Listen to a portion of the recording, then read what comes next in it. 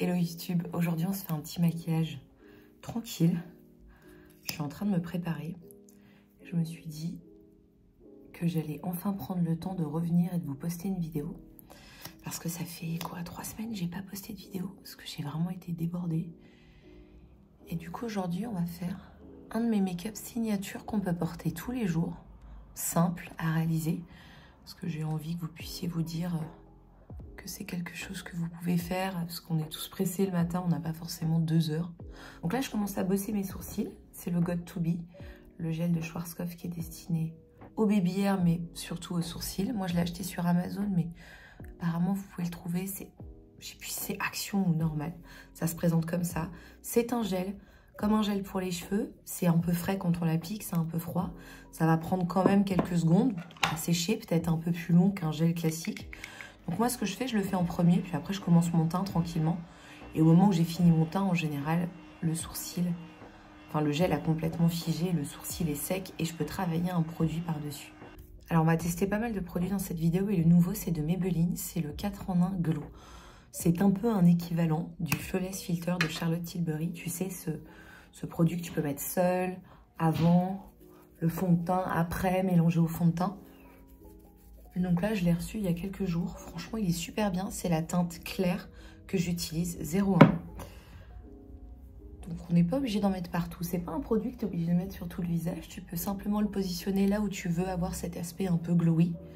Si jamais tu as des zones avec des pores plus ou moins apparentes ou même des imperfections, évite de mettre quelque chose de brillant sur ces zones.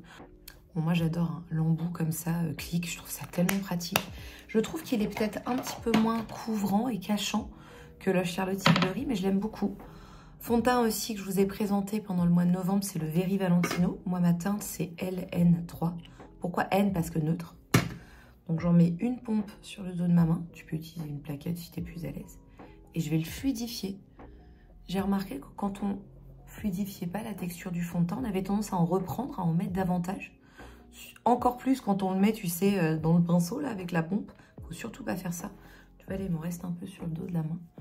Le pinceau que j'utilise, que j'avais utilisé pour le glow avant, c'est le Hourglass. C'est un super pinceau fond de teint. Moi, je trouve qu'il faut investir dans le pinceau fond de teint et concealer. C'est tellement central dans une routine que c'est important de se faire kiffer. Maintenant, il y a aussi des bonnes choses à petit prix. Pourquoi je le trouve bien? Parce que déjà, c'est du synthétique, de très bonne qualité. Le poil est très doux. Le pinceau, il est très rempli, il y a énormément de poils, donc du coup il est très ferme et quand on applique le fond de teint, non seulement ça pousse et ça distribue, et en plus ça estompe, mais en 2-2 quoi, tu vois. Pareil, Hourglass a un pinceau pour le concealer, j'aime trop. Déjà je trouve que la forme est parfaite, suffisamment importante pour faire le taf sans que ça te prenne 2 heures, et en même temps suffisamment fin pour vraiment travailler que le dessous des yeux, pourquoi pas le tour des narines, enfin les petites zones qui peuvent être celles où tu as besoin de couvrir, mais qui sont assez petites et en même temps, tu n'as pas envie de prendre 2 heures. Et donc là, c'est le Vanish Concealer que je découvre aussi. Moi, je connaissais le fond de teint stick d'Hourglass, le Vanish. Et en fait, ils m'ont envoyé le concealer, c'est la couleur Haute. De toute façon, je vous mettrai tout comme d'hab en dessous. Un truc que j'aime bien faire, c'est utiliser mes doigts. Forcément, comme c'est à température du corps, bah vos doigts sont chauds. J'aime bien écraser, blender une dernière fois. N'appuyez pas trop, sinon vous allez boire en fait le concealer au lieu de l'estomper une dernière fois. J'aime bien faire aussi correctement le bout du nez. Je regarde toujours au niveau de la ride que j'ai, au niveau du tour de la bouche. Je fais hyper attention aussi au niveau du coin. J'ai toujours de l'hyperpigmentation et ça se voit quand je mets mes rouges à lèvres, ça fait moins net. Si jamais ça t'arrive aussi, que tu te poses la question, c'est peut-être aussi parce que tu as un peu d'hyperpigmentation autour de la bouche. Du coup, le rouge à lèvres ne paraît jamais mis hyper précisément, tu vois ce que je veux dire? Alors justement, maintenant que j'ai fait le teint, je vais le laisser un petit peu être absorbé, je vais le laisser faire sa vie. Permettre à la peau, pourquoi pas, de rejeter, ce qui va créer des grosses lignes de fond de teint, éventuellement. Et là, je sais ce que j'ai besoin de ramasser et d'enlever.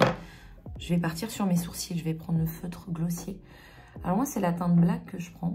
Je suis pas spécialement fan des produits à sourcils de couleur noire. Je trouve qu'ils sont tout le temps dans le gris. Et ça, c'est vraiment exactement la couleur de mes poils, en fait. j'utilise essentiellement le bout du feutre. Comme ça, je peux faire des traits très très fins. Et tu vois, je peux juste rajouter au niveau de la fin. Parce que là, la façon dont j'ai utilisé le gel, bah, j'ai mis en évidence les zones où j'avais pas trop de poils. Donc c'est facile pour moi de travailler dans ce sens. Tu vois, plutôt d'abord fixer le poil comme j'en ai envie. Parce que c'est comme ça qu'il va rester toute la journée. Et après, ça me permet de me dire, ok, là, il y a un trou, là, il n'y a pas assez de poils. Et ça me permet d'évaluer la situation différemment. Alors maintenant, je vais commencer mon make-up des yeux. Je vais utiliser des ombres à paupières crème, mais pas n'importe lesquelles. Elles sont longue tenue. C'est-à-dire que je ne suis pas obligée de rajouter des fards poudre par-dessus. Ça, c'est les sticks de la marque Nabla. C'est une marque italienne, vegan, pardon. Putain, j'ai un truc qui me gratte près du nez, c'est insupportable. Tu sais, quand ça t'arrive, ça te rend fou. Ils ont des super ombres à paupières. D'un côté, c'est pas aussi fin qu'un stylo, mais c'est suffisamment gros pour être un stick. J'aime beaucoup. Donc, ça s'appelle les Cupid's Arrow. Là, c'est la couleur 8. Ivory. Et si tu veux, Ivory, c'est vraiment la couleur de ma paupière. Donc, je vais faire un œil après l'autre, parce que le genre de produits, tu sais, qui sont longue tenue et qui sèchent très vite, t'as pas envie de faire les deux yeux en même temps, puis après, tu vas estomper. Il vaut mieux faire un œil après l'autre. Tu vois, cette couleur, elle est assez claire. Et comme il est toujours dans sa phase où il est crémeux parce qu'il n'a pas séché, c'est super facile pour moi de le manipuler. Donc je vais l'utiliser un peu comme base. Un truc qui est cool aussi avec cette couleur, c'est que tu peux discrètement, tu vois, sans que ça fasse trop, tu peux shaper un peu tes sourcils.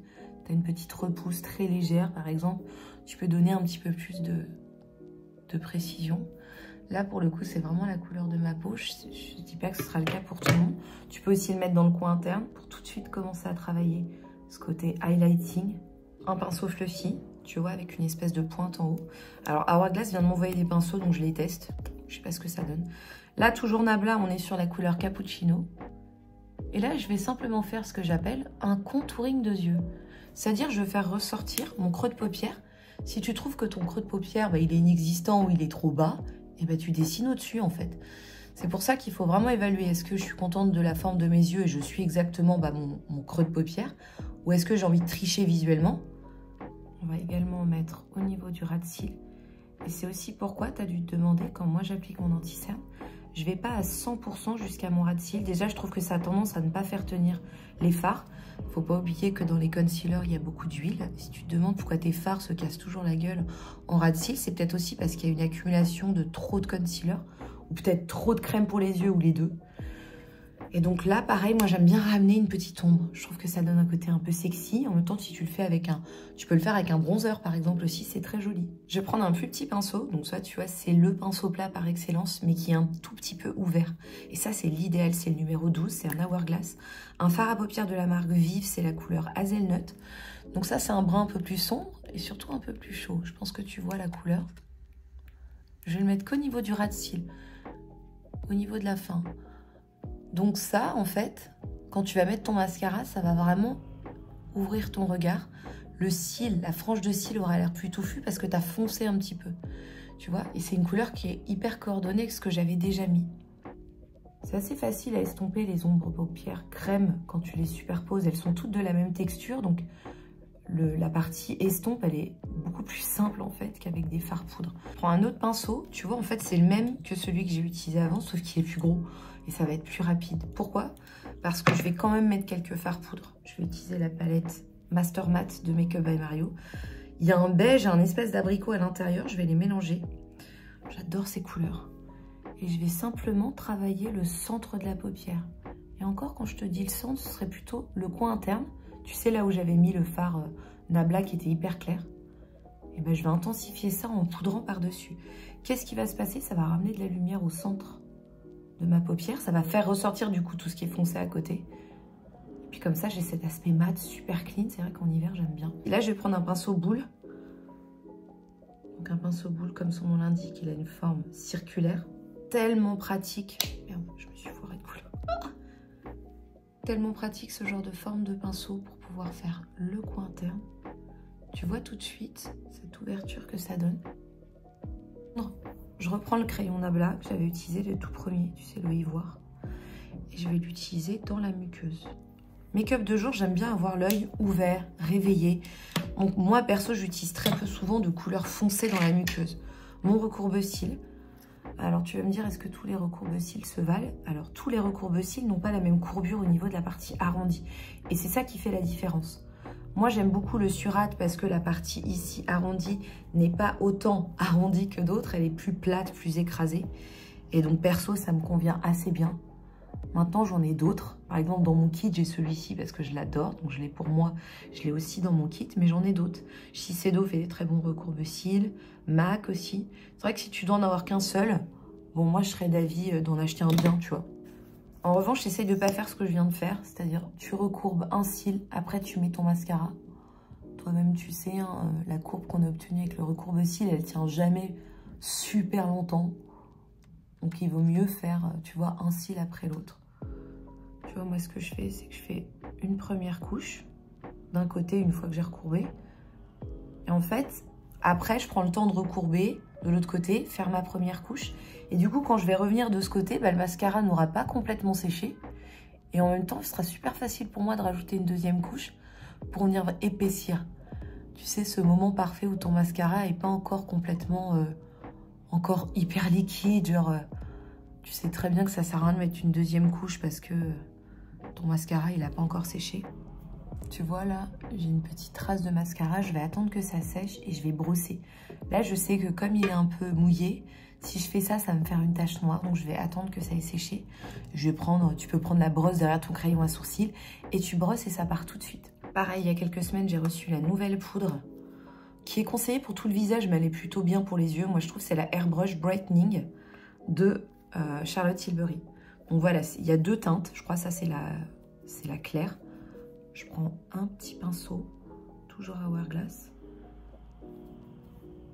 N'en mettez pas trop. Là, le but, c'est de fixer rapidement. Si jamais tu veux baker ou un truc dans le genre, c'est vraiment après que tu aies mis cette couche d'abord, enfin cette légère, on va dire, ce petit passage, juste pour pouvoir fixer. Voilà ce que ça donne. Honnêtement, elle est sympa, mais je la trouve quelconque. Moi, je te conseillerais pas de l'acheter, puisque moi-même, je ne l'achèterai pas. Donc, ça, c'est la Hourglass, c'est une poudre libre. Je vais prendre un pinceau un peu plus gros et je vais poudrer rapidement le reste du visage. J'ai pas envie d'avoir la peau ensevelie de poudre, mais j'aime bien en hiver avoir un teint un tout petit peu plus mat. Donc, ça me dérange pas là d'utiliser un fond de teint crème et un anti-cerne. Et après, par exemple, je vais pas forcément rajouter un blush crème ou un blush poudre, ça peut m'arriver parce que j'adore les produits crème. Mais là, je suis plutôt dans un délire mat. Donc, je vais poudrer très rapidement l'ensemble de mon teint. J'aime beaucoup cette poudre Hourglass, elle est très très fine. D'ailleurs, je l'ai dans mon kit, je l'aime beaucoup. Regardez ce blush de folie. J'ai utilisé le même pinceau que j'avais utilisé pour la poudre libre, donc il y en a peut-être encore un petit peu dedans, et tu sais quoi, ça t'aide à estomper et à moins tacher avec les blush poudre. Ça, c'est le Sephora, le 06, un rose assez tonique, mais pas du tout bubblegum. Il est plutôt doux. J'aime beaucoup cette couleur, j'aime beaucoup ce blush. Et là, du coup, comme j'ai déjà poudré mon teint, bah, je risque moins de tacher que si tu le fais sur une peau qui est remplie de produits crème. Un nouveau produit que je teste depuis quelques semaines, c'est le liner à taches de rousseur de Nabla. Bon, si vous n'aimez pas les taches de rousseur, vous n'êtes pas du tout bien en faire. Moi, j'adore ça. Non seulement je trouve que c'est une astuce visuelle pour donner l'impression qu'on est moins maquillé, parce qu'une peau où on voit encore les taches de rousseur, c'est qu'elle n'est pas beaucoup maquillée. T'as capté? C'est vraiment un make-up basique que je te montre. Mais j'ai envie de te dire, où sont passés les make-up simples? Des gens qui n'ont pas le temps de se mettre des faux cils tous les matins ou de faire un contour de bouche parfait. Pourtant, c'est moi qui vous dis ça alors que j'adore tout ce qui est technique de lèvres qui nécessite plus qu'un produit. Oui, c'est complètement moi. Mais il y a des matins où tu n'as pas envie. Tu n'as pas le temps de mettre un crayon contour nickel, ou peut-être dans le métro, ou peut-être dans la bagnole, etc. Des fois, tu as juste envie d'un beau rouge à lèvres qui rend bien, tu vois, qui hydrate, qui a un petit peu de couleur et que tu puisses réappliquer facilement. Et je trouve qu'on a tendance à plus voir ces make-up sur YouTube. Il faut toujours des trucs complexes pour montrer qu'on sait faire des trucs, qu'on a envie de montrer des trucs compliqués. Moi, j'aimerais aussi vous proposer des choses qui sont proches de la réalité, parce qu'on n'a pas toujours le kiff, on n'a pas toujours le temps, l'envie de se faire des make-up avec des multitudes de couleurs, ce qui peut être grave satisfaisant et super cool, mais c'est pas toujours la réalité. Ça, c'est un highlighter stick Chanel, je l'adore, le baume essentiel, la couleur c'est Sculpting. C'est un produit qui a vraiment cet effet glossé, il n'est pas vraiment coloré, il n'est pas vraiment ultra métallisé, il y a quelques petits pigments réflecteurs à l'intérieur, mais qu'est-ce que j'aime ce produit, je trouve que ça fait un glow naturel. Et ensuite, je vais utiliser un gloss de la marque Laura Mercier. C'est melon sorbet, c'est les lip glacés. J'aime beaucoup ce produit. Déjà, j'adore la teinte. Il est très confort. Pourquoi j'aime autant les gloss avec ce genre d'applicateur? Tout simplement parce que tu peux réappliquer hyper facilement. Même t'as pas de glace. Tu vois?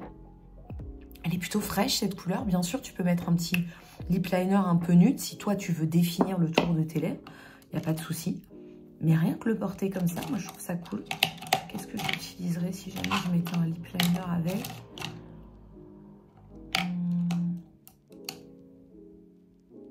J'aime bien cette couleur de rare. Alors c'est quoi? C'est le Wise? Non, c'est le Worthy. Il est assez clair, plutôt rosé. Alors parfois, mettre un crayon par-dessus un gloss, c'est galère parce que le crayon glisse sur le gloss.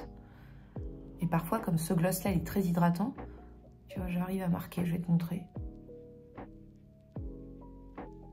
Voilà, je passe au-dessus de ma lèvre supérieure au niveau du centre et après, je tombe pile poil dans mon contour. Donc chacun fait comme il veut. Tu vois, pincer aussi ta lèvre comme ça. La lèvre va être dure et du coup, ton crayon, il va mieux marquer. Et voilà. Frais, simple, efficace. Tu vas me dire au niveau des lèvres, est-ce que ça tient? Il faut bien vous dire déjà qu'un rouge à lèvres qui tient 15 heures, c'est pas normal. C'est un truc qui va te défoncer les lèvres et qui va faire cracra au bout de 2-3 heures. Genre, mes lèvres sont en train de mourir. Donc moi, je préfère mettre un gloss que je peux réappliquer facilement. Même si j'ai pas de miroir, ça me prend 2 secondes. C'est pour ça que j'ai tendance à aimer mettre un crayon longue tenue sur toute la bouche. Comme ça, je sais que même quand le gloss est parti, j'ai encore la structure du crayon en dessous qui tient. Parce que des fois, ça peut arriver, tu n'y penses pas, tu n'as pas le temps. Il y a toujours un moment dans ta journée de 7, 8 heures, 10 heures où tu peux penser à mettre vite fait un baume. Donc moi, je trouve que dans le temps, les baumes à lèvres, c'est plus facile de garder une application clean. Parce que c'est plus simple. En plus, tu as toujours la lèvre qui a l'air rebondie. Parce que le produit, il est gorgé d'actifs hydratants. Ça dépend le type de gloss, mais c'est vrai que moi, j'aime beaucoup porter des gloss pour cette raison. Maintenant, j'adore aussi les produits mat. Et là, on voulait plus un make-up un peu frais qui...